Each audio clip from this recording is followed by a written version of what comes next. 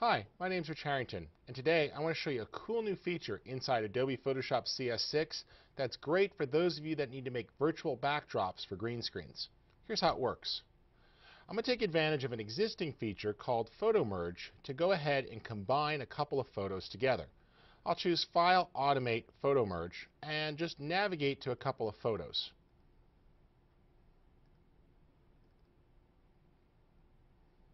There we go. And we'll just open that up. And I'm going to merge these together. And these are just three pictures shot on a point-and-shoot camera. I believe it was a cell phone. And this is just going to create a backdrop. Now, there's some distortion here. You see I walked between the photos here. And there's the different panels. Now, that's fine, but what I want to do is go ahead and correct this so it looks nice and straight and can be used in my backdrop. I'm just going to go ahead and merge those layers and choose Filter, Adaptive Wide Angle. Now, by default, it's going to attempt to wrap it for you, but I'll just go ahead and do perspective here on my own and take advantage of this little rectangle tool. This allows me to go ahead and start to draw to define things that should be rectangular. And if I shift-click on any of these individual objects, it tells them that those should be perpendicular or parallel. There we go. Let's draw the next one here.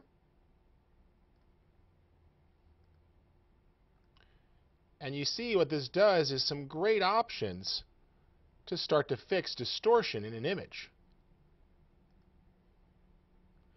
So if you're doing keying or backdrops, or you've got some wide-angle shots that you want to use, this makes it a super snap to just fix those and remove any distortion whatsoever. There we go. And look at how good that was. So now, if you need to get those background plates nice and clean, and you're shooting a panorama or a walking panorama in this case, you can go ahead and just clean that up, and that quick shift click there will adjust things and remove any of that distortion. So look at how good that was. From there to there. And I click OK. And that does the fix. Now, this feature on its own is great. What's even cooler is that it works with video. Photoshop CS6 opens up video files. You no longer need Photoshop CS6 Extended, and this is going to open up a myriad of options for correcting problem footage. So I've opened up a footage clip that has some wide-angle distortion. What I'll do is just right-click here and convert it to a smart object. But if I drag through, you see this is definitely live footage. We can now go ahead and engage the adaptive wide-angle controls and just take this individual segment tool here. And what I'm going to do is draw a line to indicate where something should be straight. And that works really well here. We'll just put in two lines to anchor that. And if I shift click, again, it forces those lines to be pure perpendicular. Now you could tweak these by rotating. And what you're trying to do is rotate them until they go green. And that's Photoshop's way of giving you feedback that it thinks it has a straight line. I can continue to draw other straight lines here and just define objects that should be straight, and you'll see that that starts to correct some of the problems in the wide-angle footage. So it's a matter of how many lines you want to draw and how patient you are, but you could look for things that should be vertical. Notice here at the edge I can go ahead and trace that. I could force that to be a pure perpendicular. There we go. Go back to green. Do the same thing here at this outside edge.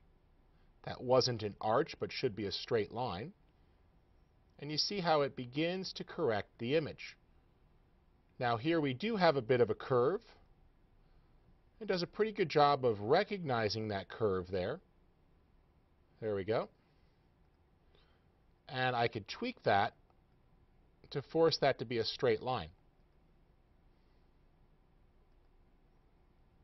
And obviously, at some point, you might end up with a few gaps, but that's why there is the ability to scale. Look at how it picked up that line there and compensated. There we go. And I'll just adjust the overall scale here a little bit. And what I've done is I've compensated that shot. Notice the wide angle distortion and the corrected image. Click OK, and the footage will update, and there's our corrected shot. When ready, I could just choose File, Export, Render Video, and I could render this out to any format and codec on my system. I just choose the QuickTime Movie, and then either use one of the built-in options like JPEG 2000 or Animation, or jump on over to Adobe Media Encoder and make my own preset and load it here.